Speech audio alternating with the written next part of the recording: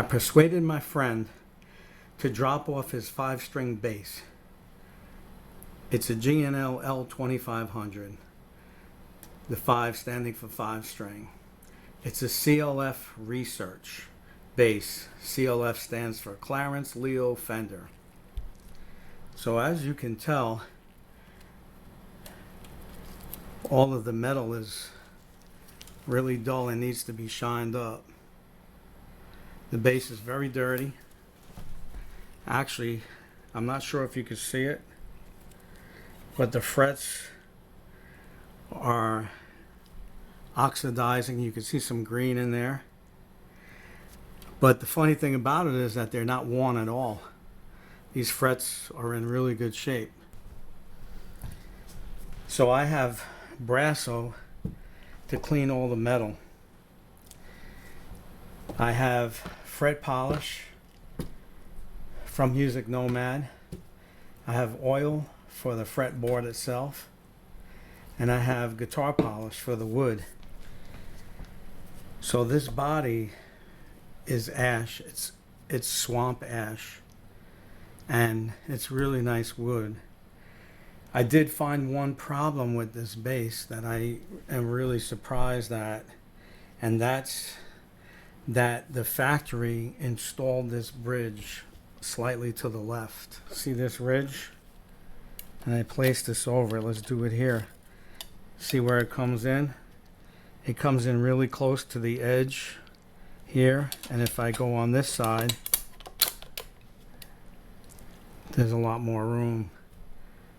So you could totally see that this bridge is to the left a little bit, and the strings don't perfectly match over the pole pieces. So all of these saddles really would normally be over a little bit, just a slight bit.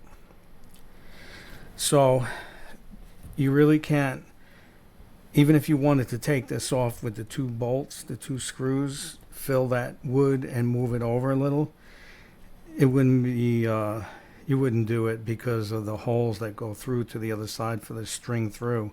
Now this right now is, you can string from the bridge and you don't have to use the string through. But what is cool about using that is that the sustain of the bass is actually a little better when you go through the body. And this bridge has a tongue that goes into the wood and it helps to sustain. It's actually an excellent design. I have some maple shims, and what I'm going to attempt to do is to make one of these. I'm going to shape it to the size of this side so I can pull it out just a little bit to try to push these strings over on top. Now, is it crucial? Not really. And I might pull it off after anyway, because these pickups, these humbuckers, are very powerful.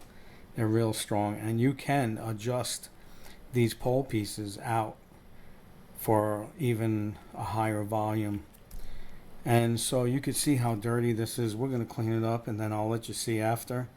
And I'm going to start my project.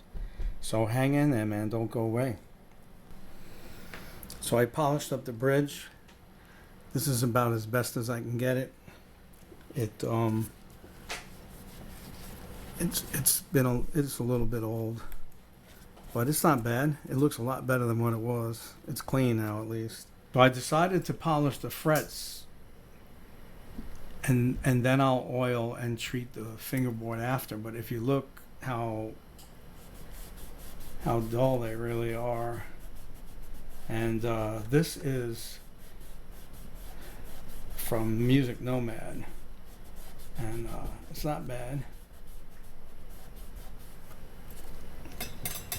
So we'll just get a little bit of that off inside the groove,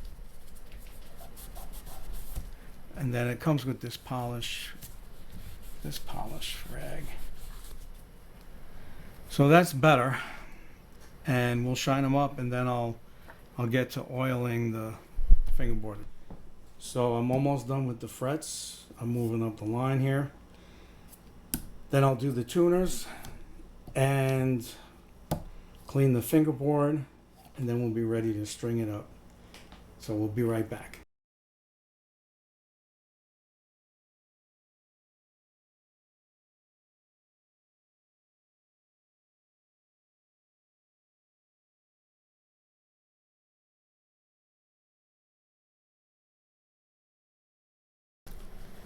Okay, we're ready to string this up. Now, my friend bought these long scale strings. It just kind of seems like they're maybe a little bit short when it comes to the end winding. We're going to find out.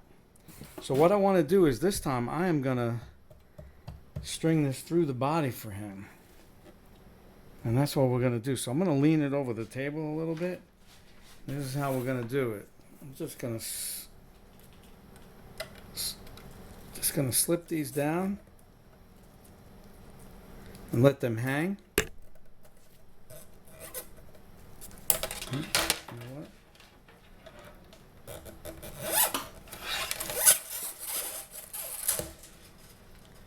And there goes the B string. Now we do the E string. Okay, Jad, your bass guitar is finished.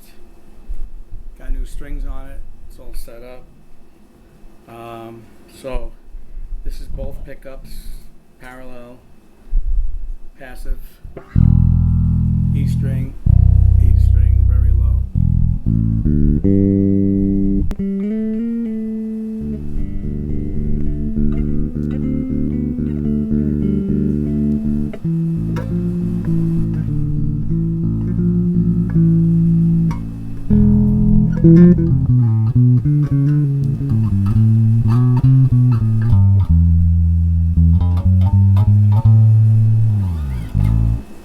That's it, bro.